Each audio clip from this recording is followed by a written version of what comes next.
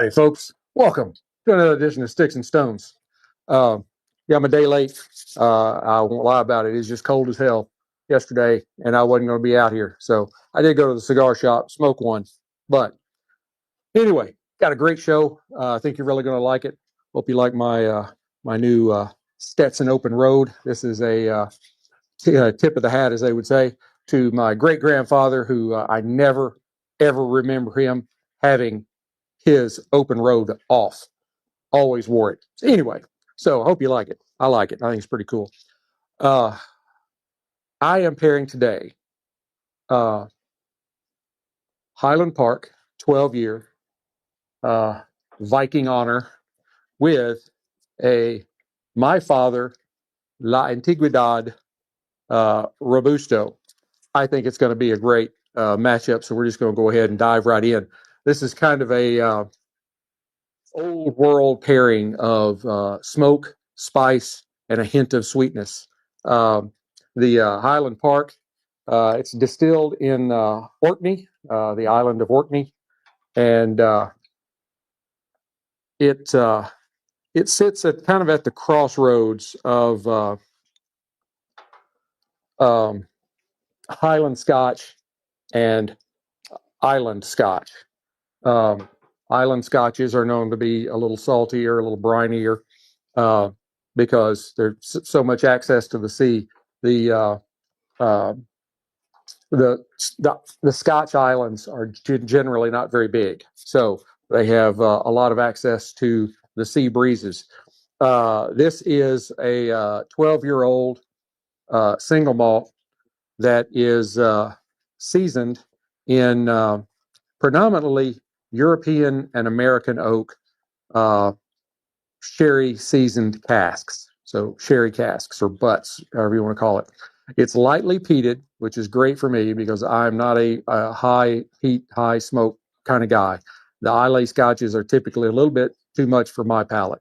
Uh, and but it does have this locally cut there on the island, kind of heather rich peatiness to it. The result is a really nice balance malt known for harmony rather than excess. So, we got all that kind of stuff going for us. If you understood all that, take a look at it. I know you can understand this. Take a look at it in the glass. It's got a beautiful, beautiful light golden color, kind of a very deep, ripened wheat look. You got wheat feels on the nose. That's got a really good nose to it.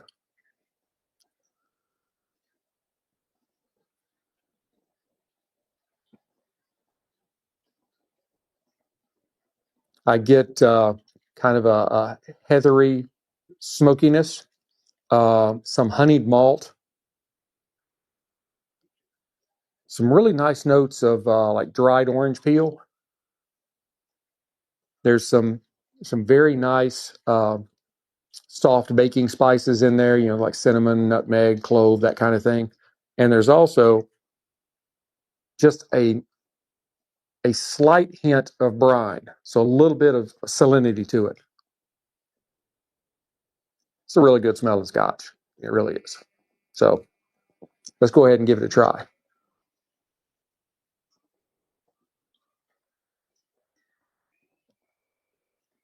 That is very light and bright on the palate. It's not thick and oily. It's got a nice, uh, gentle, peaty smoke to it. There's honey and vanilla, some toasted oak, a little bit of like nutmeg and cinnamon. There's kind of a dried fruit sweetness, like raisins or dates or something like that, dried fruit. Um, and then there's also that little bit of coastal salinity to it as well. I was so excited and got to go in here. I forgot to check and see if I was actually on live on X. I hope I am. It didn't pull up, so too late. Anyway, this is 43% alcohol by volume, so it's 86 proof. Uh, I think you'll really like it. It is. I really like Highland Park. I kind of, I don't know, stayed away from it for a while, not for any particular reason, just because. Uh, but then when I did get it, there I am, right there. I'm kind of feeling back in. All right, kind of getting a little feedback there. All right, so anyway, we're going to move on. The La Antigüedad by my father. Any of you that know my father's cigars know the quality that they are known for. Um, the La Antigüedad is it's a separate line from my father. It's a little bit more budget friendly. Some of my fathers are a little higher on the price scale. Not terrible. I mean, we're not talking, you know, well, like I spent $40 on a Opus X a couple of weeks ago, 20th anniversary, and it was a good smoke. It was. $40. Yeah, it's just kind of the way it is. Um, this particular kind of cigar, the La Antigüedad, pays homage to the kind of Cuban era tradition that's blended by Jose Pepin Garcia. For those of you that happen to know who I'm talking about, and pretty much anybody that smokes premium cigars, they know that name. With aged tobaccos, Nicaraguan tobaccos. I only had a couple of sips, I promise. And it's got a very rich Habano wrapper on it. The Robusto Vitola should deliver a kind of a dense and structured smoke that that will evolve in depth while maintaining balance as we go along. Um, Visually, it's rather rough looking cigar. Sorry, it's still chilly out here, and there's been something hitting my allergies this morning. It's kind of a medium brown. It does have some molting to it. The veins are visible, and some of them are fairly pronounced, but there's not a lot of them. It's not a heavily veined leaf, and this may have one of the no, yeah, that does look like a large cap on one side. Anyway, it's got a double cap on it. So on the nose,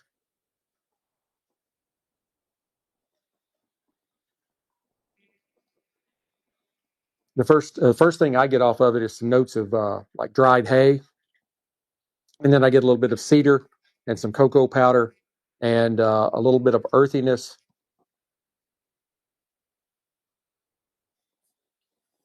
And then some notes of like a sweet tobacco. All right, let's give it a cut.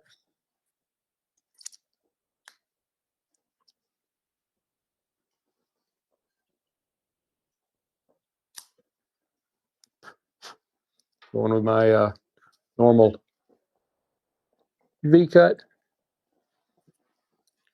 on the cold draw.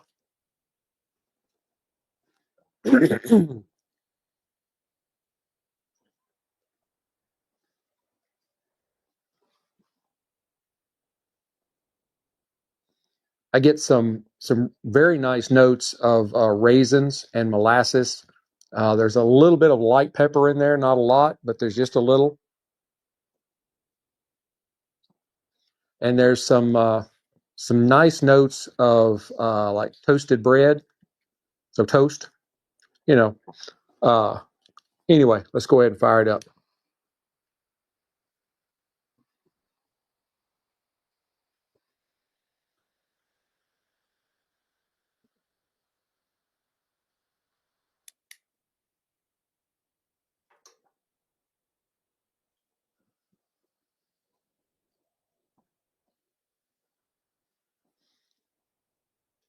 I don't think it is visible on the camera, but I have a fire going right in front of the camera. You may hear it flickering in the background as the wind kind of blows it around. It's a natural gas little tabletop because it's still kind of chilly here today, even though it's in the mid to upper 50s. There's a kind of a chilly breeze blowing, and you know we're from Texas, so.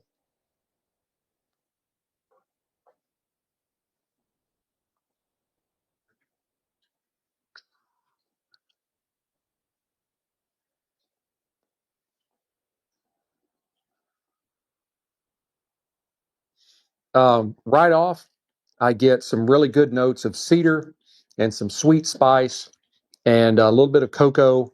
I think there's some cedar in there.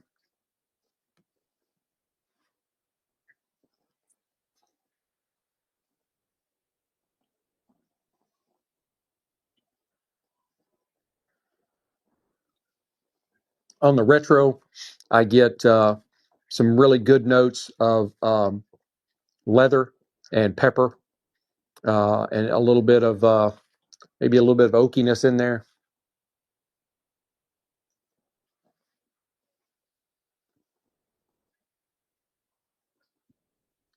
Those of you that follow me on X and Instagram see that I posted a picture of this pairing yesterday.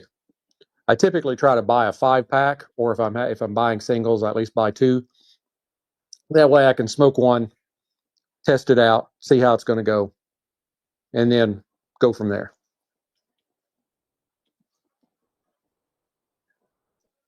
Hmm. All right, together.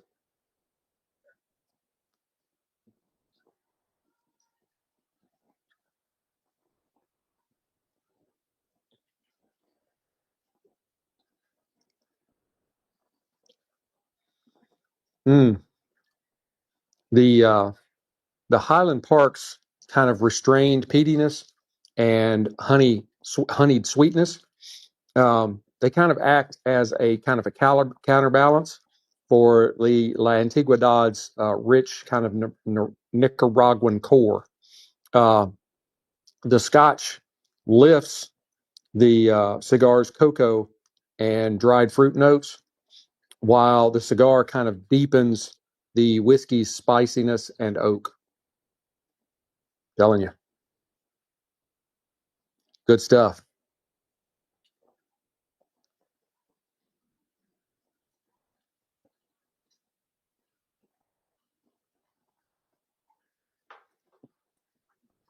This is uh, a very mellow pairing. It's not, neither one is like a very overpowering offering, and they are blending very very well together. Um, I think it's pretty good myself. That's all I got to say about that.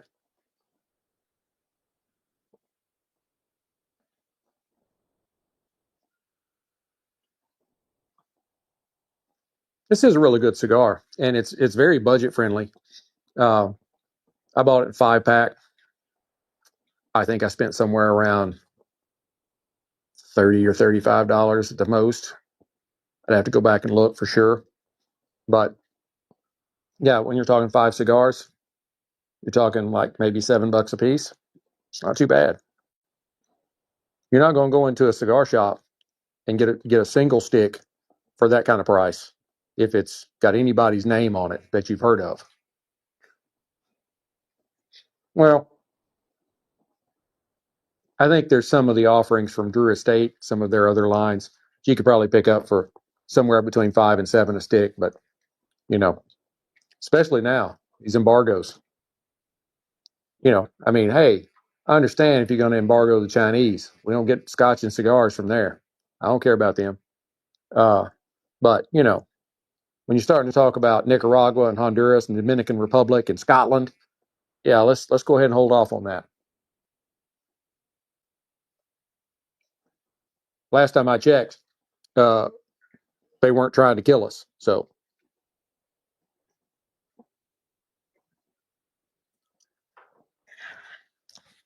anyway, I know y'all don't want to hear about that kind of stuff.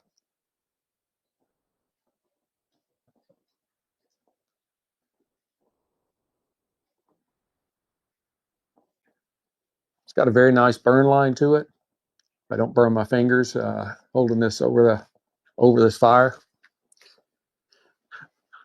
right about there, the very tip top of the flames will lick up just to my fingers. So it's literally just off camera. I only put it out here in the wintertime. That way I got something to warm my hands on as I'm out here smoking. Maybe one day I'm going to have a place I can go inside. That's on my property. It's not going to be on this property, though.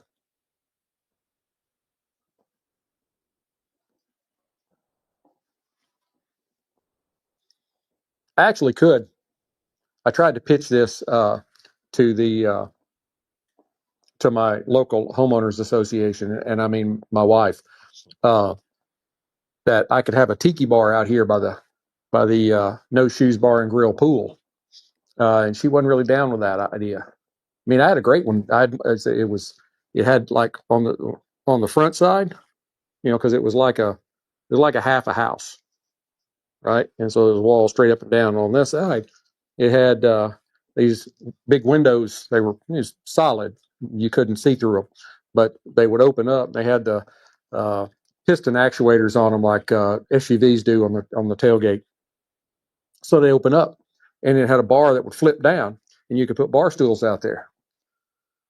People come up. You got your bar there inside.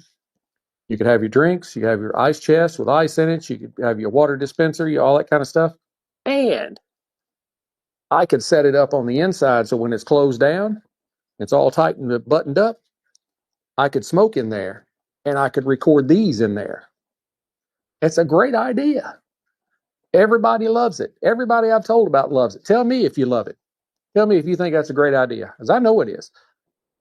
Couldn't convince the president of the HOA, though. Mrs. Sticks-n-Stonez was not having it.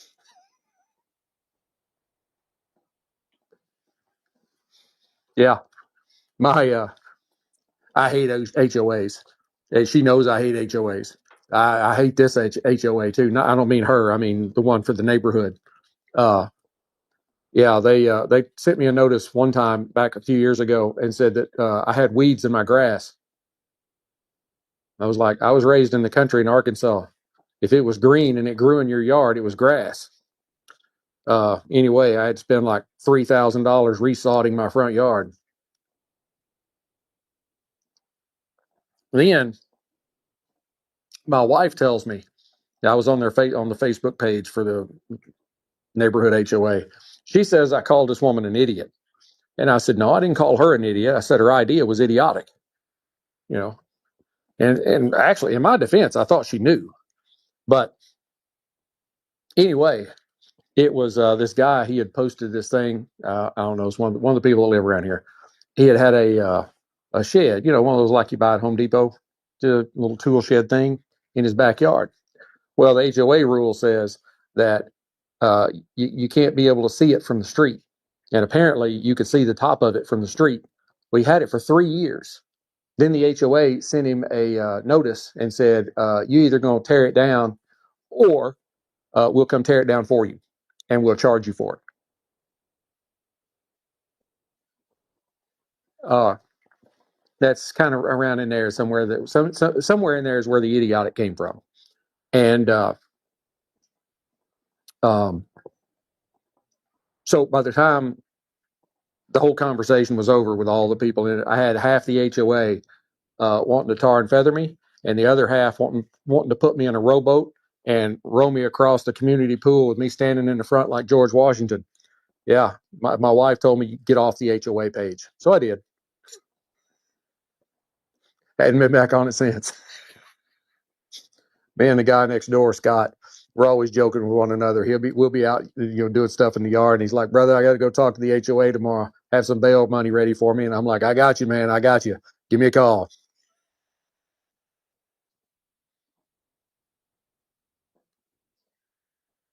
It's like I have altogether a total of about 10 to 12 feet of fence that you can see from the road, because I just have the little sections that go out about 5 or 6 feet on each side of the house, and then it goes straight back between the houses, right?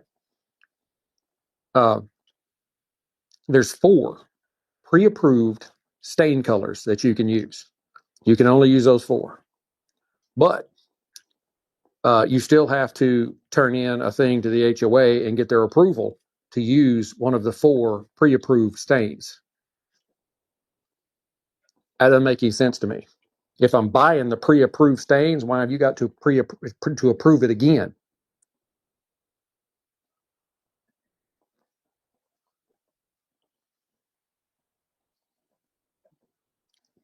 Now look, I understand.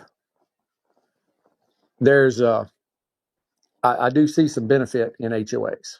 We have 2 beautiful entrances. They decorate up really nice for Christmas, and they got guys that come in, they landscape it, mow, plant flowers, do all that kind of stuff. We got a big community pool that I never go to, but to each his own. And then they've got it's a combination basketball court on one end and pickleball court on the other. That's what HOAs are for. Not to tell me that I have weeds in my grass or that I'm trying to use a pre-approved stain color. I don't need you to tell me I'm using a pre-approved stain color. I went and looked in the HOA thing and it said, choose one of these 4 and go buy it. And that's what I did. That means it's approved.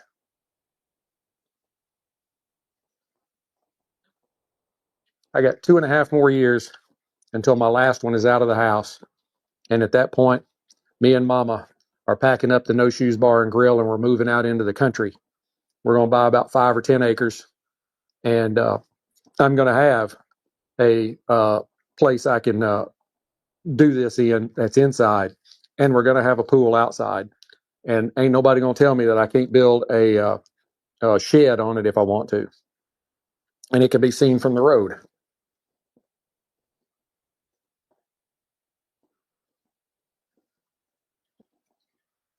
Still going great. If you joined us a little late, we're pairing Highland Park 12-year-old with a Antiguedad from my father. The Scotch is 43% alcohol by volume, so 86 proof.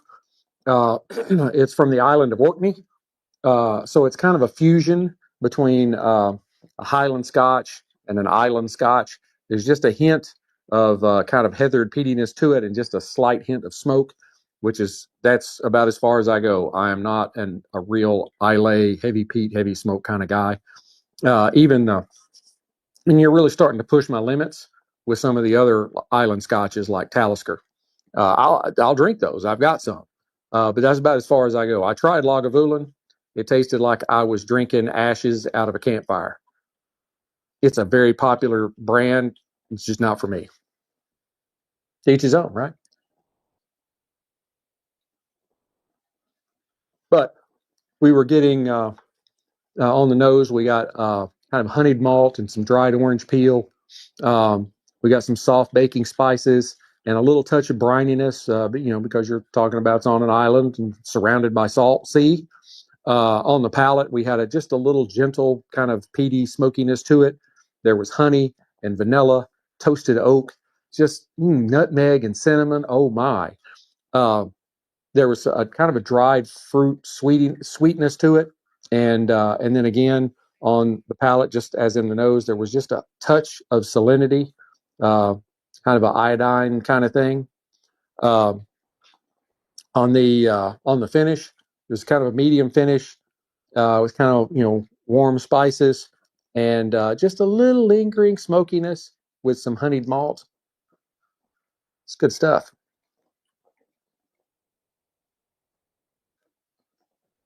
La Antigüedad is from the Garcia family.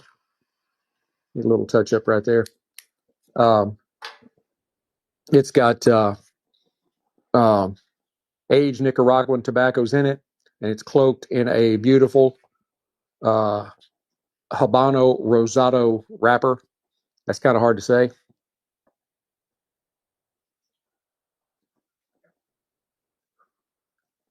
And it offered it's kind of a cedar notes, sweet spice, a little bit of cocoa. Um, there was some uh, leather and pepper in the retro.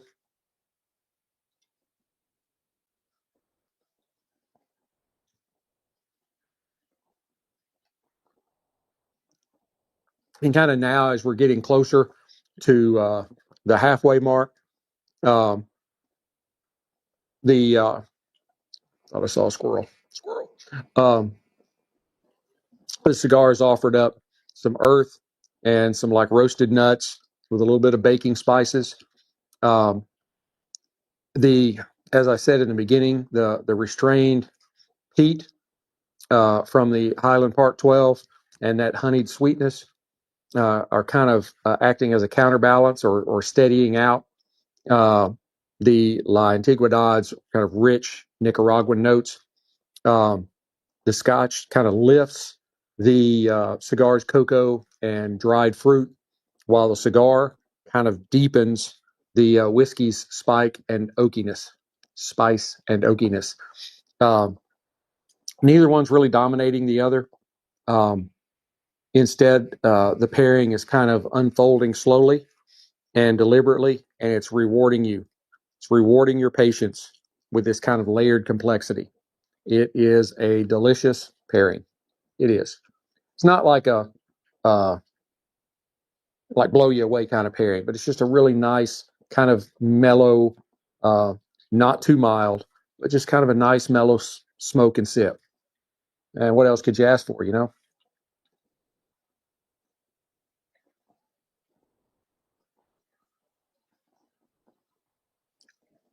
And Highland Park is not a it's not a to show you, yeah, still got some really great stacks of ash going there. Can't hold my hand over there too long. That flame gets hot. uh, I think it's maybe, I've had this bottle a long time, but maybe like $50 a bottle or under, but right around in there somewhere. uh, so it's really good 12-year-old Scotch. It's something that's different from the Highlander Speyside, which dominate the group as far as single malts go. Uh, so it's got a little bit more structure than that, but it's also not like a heavy, uh, smoky, peaty kind of Scotch from the Islay region. So it's a really nice kind of balance in there. I think you'd really like it. I know you'd really like the cigar. I hope you've enjoyed this pairing as much as I've enjoyed bringing it to you. Please hit like, subscribe, share, notify. Subscribe. You on X and all. You can be a subscriber. $1 a month. I'll send you the pairing notes from my pairings. I'm about to produce a. I've got an article written about to. I'm gonna be putting it out this week on a National Institute of Health um, study that was done um, about that included premium cigar smokers, and you would be shocked, pleasantly surprised at how premium cigar smokers' health was in relation to not only non-premium cigars and cigarette smokers, but to never smokers. I was shocked when I read the study. If it hadn't have been from the National Institute of Health, I would have thought they'd been paid to come up with something like that. But it's great. So anyway, till we get to be together again, keep your sticks dry, stones gold. Have a great day.